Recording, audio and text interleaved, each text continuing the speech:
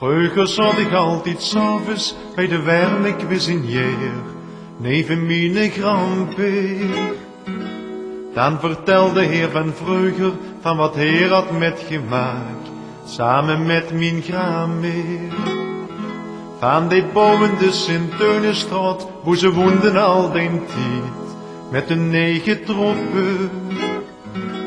Ach, die waren al content, als ze ene zondag cent mochten gewoon versnoppen.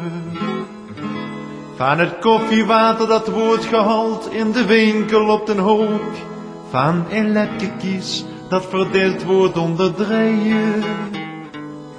Van wie het trouwde in een versleten pak, maar wel met hoge zeeën.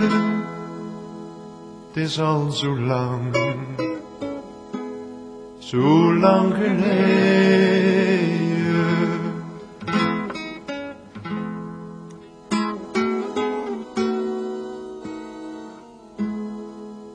Later kreeg ik zelf kinder en vertelde mijn pa ook aan hun verhalen. Van wie er moest werken in de pil, want dit was crisis en er moest toch zijn schuld betalen. Van wie het daarvoor nog eens pottemaan door op dat groetfabriek stuplongen heet gekregen. Van wie het deks achter de eerdbeers snakkend nog een beetje lucht halfdood heet gelegen. Van wie er om 10 cent nog genoeg had voor een ganse liter beer in een van die ouderwetse slijterijen.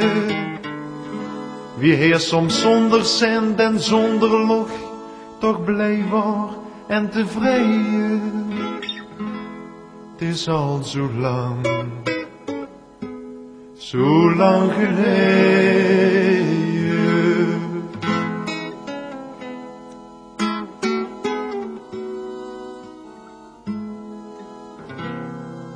Straks vertel ik zelf 's avonds met mijn kleinkind op de shoot uit mijn kinderjaren. Wie ver ondanks al een mooi leks met een lege maag toch gelukkig waren.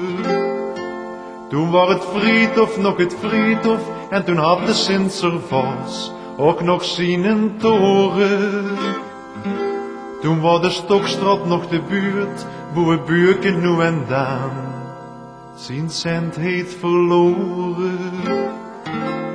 Van toen de kerk nog altijd vol was, van pastoor die giftig was, en zich weer een keer vergat met de bijen. Van de berg van vrouw Steens, boe ik zo diks op liggen vrijen. Het is al zo lang geleden.